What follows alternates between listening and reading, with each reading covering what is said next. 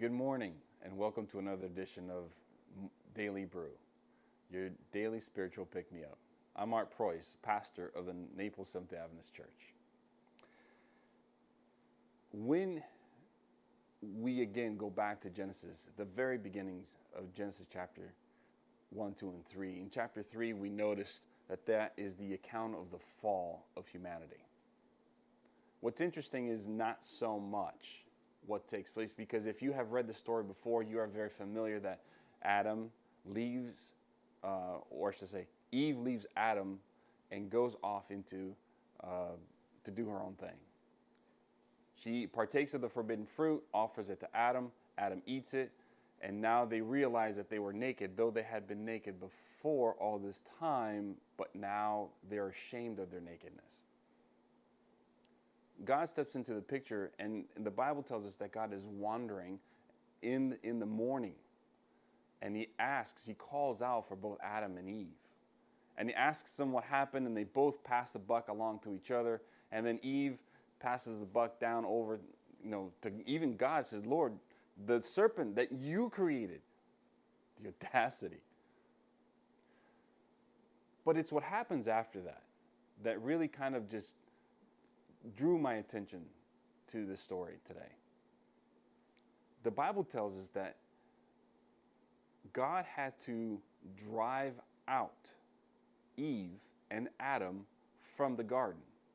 It wasn't one of those instances where, oh, you guys need to leave. Oh, you can't stay here anymore. They were evicted. They had to be sort of kicked out, per se.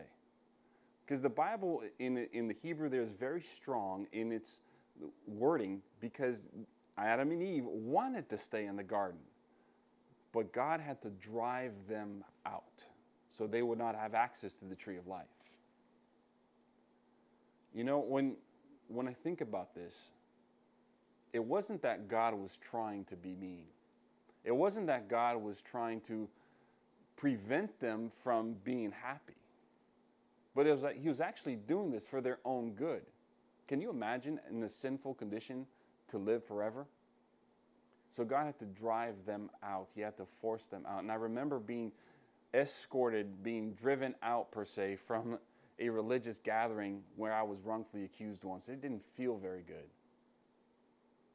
But when we read that God actually did this, and we have seen that God is a personable God in the past here in Genesis chapter 2, we can take a light and we can take heart in the fact that God, even though he makes us do things that we don't want, it's because he has our best interest at heart.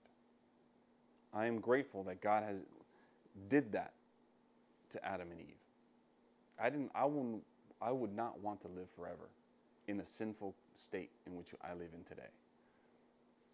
I pray that as we continue to get a better glimpse of who God is, that whatever it is that God is maybe working in your heart to drive you to some place or out of somewhere, and if it's God doing that, take courage. It's for your own benefit. May we continually trust in God's leading in our life. God bless you.